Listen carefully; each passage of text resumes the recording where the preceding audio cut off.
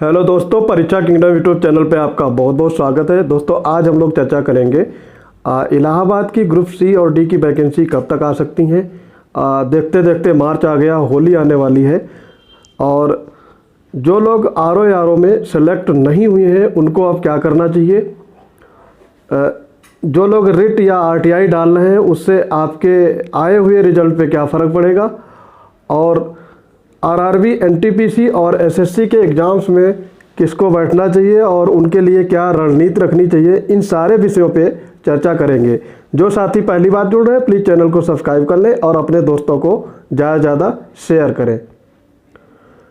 दोस्तों, Allahabad high court group C और D की वैकेंसी लगभग 2-2.5 साल से अब तक नहीं आई है, तो आप लोग उम्मीद लगा करके बैठे होंगे कि ये वैकेंसी इलेक्शन के रिजल्ट के बाद आ जाएंगी, लेकिन इनका अभी तक कोई अपडेट नहीं आया है। और इलेक्शन का रिजल्ट कल आया था तो भी ज़्यादा दिन नहीं हुए हैं, आप इसमें वेट कर सकते हो सकता है ये मार्च एंड तक आपकी वैकेंसी दिखाई दें। अब एक बात करते हैं कि कितनी वैकेंसी आ सकती हैं। तो टोटल ग्रुप सी और डी दोनों को मिला करके 3500 और 4000 के बीच में वैकेंसी आ सकती हैं। 3500 से ज़्यादा वैकेंसी आने वाली हैं।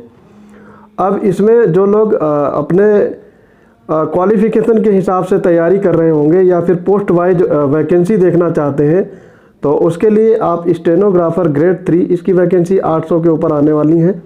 जूनियर असिस्टेंट पेड अप्रेंटिस ये आपकी वैकेंसी 1000 से 1200 के आसपास आ सकती हैं। ड्राइवर ग्रेड 4 की वैकेंसी ये आपकी 40 से 50 आ सकती हैं। और बाकी ग्रुप डी की वैकेंसी जो है tubewell operator cum electrician, process server, orderly, peon, office peon, फराज, चौकीदार, वाटरमैन, स्वीपर, माली, कुली, विस्ती, लिफ्टमैन और स्वीपर कम फराज, इनकी लगभग 1700 से 2000 के बीच में वैकेंसी आ सकती हैं। तो ये ग्रुप सी और डी दोनों की मिला करके लगभग 3500 से 4000 के बीच में वैकेंसी आपको कुछ ही दिनों में साइट पर दिखाई देंगी। अब बात करते हैं इनकी क्वालिफ़िकेशन क्या क्या होनी चाहिए, आप क्या क्या किए होंगे तो आप इसमें अप्लीकेबल होंगे। तो देखो, मैं पोस्ट वाइज आपको बता रहा हूँ। स्टेनोग्राफर ग्रेड 3 में आप ग्रेजुएट हो विद डिप्लोमा और सर्टिफिकेट इन स्टेनोग्राफी, और आपके पास CCC डोएक सोसाइटी द्वारा होना चाहिए। और इसका जो पे बैंड है, ग्रेड पे है, वो 2800 ग्रेड पे है। लेवल 5 की जॉब है, ठीक है। तो ये ग्रुप सी की अंतिम जॉब है। 4200 ग्रेड पे से आपका कैडर बी शुरू हो जाता है या ग्रुप बी शुरू हो जाता है, ठीक है। कैटेगरी सी में आप देखते हैं दूसरी वैकेंसी जैसे है जूनियर असिस्टेंट और पेड अप्रेंटिस, ये ज़्यादातर पॉपुलर वैकेंसी हैं और इसमें बहुत सारे स्टूडेंट्स जो एस्पिरेंट हैं वो अप्लाई करते हैं। पर इन दोनों वैकेंसी के लिए आपको सबसे बड़ी चीज़ ये ध्यान रखनी है कि आपके पास इंटरमीडिएट होना चाहिए और डोएक सोसाइटी द्वारा CCC सर्टिफिकेट भी होना चाहिए। तो ये जो सर्टिफिकेट है ये आपका जब अप्लाई करोगे लास्ट डेट के अंत तक आपका ये कंप्लीट हो जाना चाहिए, उसके बाद का ये अप्लीकेबल नहीं होगा। और इसमें एक चीज़ सबसे बड़ी है, टाइपिंग इनमें हिंदी और इंग्लिश दोनों में होती है। तो आपको 25 वर्ड पर मिनट हिंदी में और इंग्लिश में 30 वर्ड पर मिनट चाहिए होगा। और इनकी देखो ग्रेड पे देखो, दोनों का काम सेम होता है लेकिन ग्रेड पे अलग अलग है। जूनियर असिस्टेंट का ग्रेड पे है 2000 ग्रेड पे और इसका है पेड अप्रेंटिस का 1900। तो प्रमोशन के बाद पेड अप्रेंटिस जूनियर असिस्टेंट बन जाते हैं। अब दूसरी वैकेंसी देखते हैं। ग्रुप सी में ही एक ड्राइवर की पोस्ट है जो कैडर 4 में ग्रेड 4 में काउंट करी जाती है। इसका हाई स्कूल इसमें पास होना चाहिए और 3 साल का आपका 4 व्हीलर का ड्राइविंग लाइसेंस होनी चाहिए या एक्सपीरियंस होना चाहिए। ड्राइविंग लाइसेंस तो आपके पास होगी और एक्सपीरियंस भी होना चाहिए। ये 1900 ग्रेड पे में कंसीडर की जाती है। तो ये ग्रुप सी की थी। अब डी में देख लेते हैं। डी में आपके लिए क्वालिफ़िकेशन क्या होनी चाहिए। आप tubewell cum operator cum electrician जो है, ट्यूबवेल ऑपरेटर कम इलेक्ट्रीशियन, इसमें आपका 8th पास सर्टिफिकेट होना चाहिए ITI से। 2000 ग्रेड पे 1800 ग्रेड पे की ये जॉब है। बाकी प्रोसेस सर्वर इसमें हाई स्कूल होना चाहिए और दिल्ली में 8th पास, और चौकीदार वाटरमैन कुली फिस्ती इसमें भी 8वीं पास मांगा गया है। और स्वीपर कम फरास, इसमें आपकी 6वीं पास होना चाहिए। लेकिन समस्या ये है कि ये जो स्वीपर कम फरास होता है इसकी 6000 फिक्स सैलरी है, इसमें कोई ग्रेड पे नहीं होता है।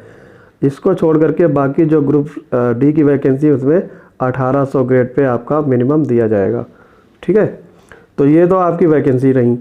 अब बात करते हैं आपके जो आर का रिजल्ट आया था, उसमें बहुत सारे लोग RTI लगा रहे हैं, उस मुद्दे पे बात करते हैं। तो वो RTI लगाने वाले जो जस्टिस मांगना चाह रहे हैं, जो लोग कोर्ट जाएंगे, NTA पे आरोप लगा रहे हैं या जो भी है इलाहाबाद हाई कोर्ट में, तो वो अपनी RTI का जवाब मांग सकते हैं। कोई भी किसी भी आप फील्ड में हो, कहीं भी जॉब कर रहे हो, या फिर आप रिक्रूटमेंट सेल है उससे आप RTI डाल करके जवाब मांग सकते हो। ये एक नॉर्मल प्रोसेस है, बहुत सारे लोग डालते हैं, तो इसमें कोई बड़ी बात नहीं। आप लीगल तरीके से कोई भी एक्शन ले सकते हो। आप RTI डालिए, आप रिट डालिए, जो भी आप चाहते हो।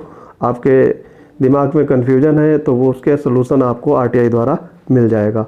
जिन लोगों का फेयरली सिलेक्शन हुआ है उन लोगों को अगेन कंग्रेचुलेसन। आप अपने DV की तैयारी कर रहे होंगे, आपका DV बहुत जल्द होने वाला है। हो सकता है मार्च के लास्ट वीक तक आपका DV का डेट आ जाए। तो आप साइट पे विजिट करते रहिएगा, जैसे ही कोई अपडेट आएगा मैं उस पर अलग से वीडियो बना करके अपलोड करूँगा। अब बात करते हैं जो लोग हाई कोर्ट में नहीं जाना चाहते हैं, क्योंकि उन लोगों को लग रहा है कि यहाँ पे रिक्रूटमेंट में पारदर्शी तरीके से नहीं हो रहा है, तो वो अदर वैकेंसीज में जा सकते हैं। जैसे SSC में CGL, CHSL, या फिर आप RBI असिस्टेंट का भी फॉर्म आया था तो उसमें भरे होंगे, या फिर आप रेलवे के ग्रुप D और ग्रुप C में जो आपका NTPC जो नॉन पॉपुलर कैटेगरी वाला था उसमें आप फॉर्म अप्लाई किए होंगे। उसका भी रिवाइज रिजल्ट का नोटिस आ गया है, तो अप्रैल फर्स्ट वीक में उसका रिवाइज रिजल्ट आ जाएगा। 20 गुना कैंडिडेट पास किए जाएंगे, लगभग 7000 के आसपास। ठीक है, सॉरी 7 लाख के आसपास उसमें कैंडिडेट आपके पास किए जाएंगे। अभी उसमें 3.5 लाख पास किए गए हैं, तो वो लगभग डबल हो जाएगा। तो उसमें हो सकता है जिन लोगों का नाम नहीं आया हो, जो लोग शॉर्ट लिस्टेड नहीं हुए हैं, तो उनका भी नाम आने की पॉसिबिलिटी होगी। बाकी कोई भी अपडेट होगा चैनल पे आपको देखने को मिलेगा। तो दोस्तों, आई होप ये वीडियो आपको काफ़ी अच्छा लगा होगा। आप ऐसे ही अपडेट पाने के लिए वीडियो पे कमेंट करिएगा और बताइएगा कि आपको किस टाइप के वीडियो चाहिए और आप किस एग्ज़ाम की तैयारी कर रहे हैं, उस पर मैं वीडियो लाऊंगा। तो आई होप आप लोग अपनी पढ़ाई में बिजी होंगे। पढ़ते रहिए, मिलते हैं अपने अगले इम्पॉर्टेंट अपडेट के साथ। तब तक के लिए जय हिंद।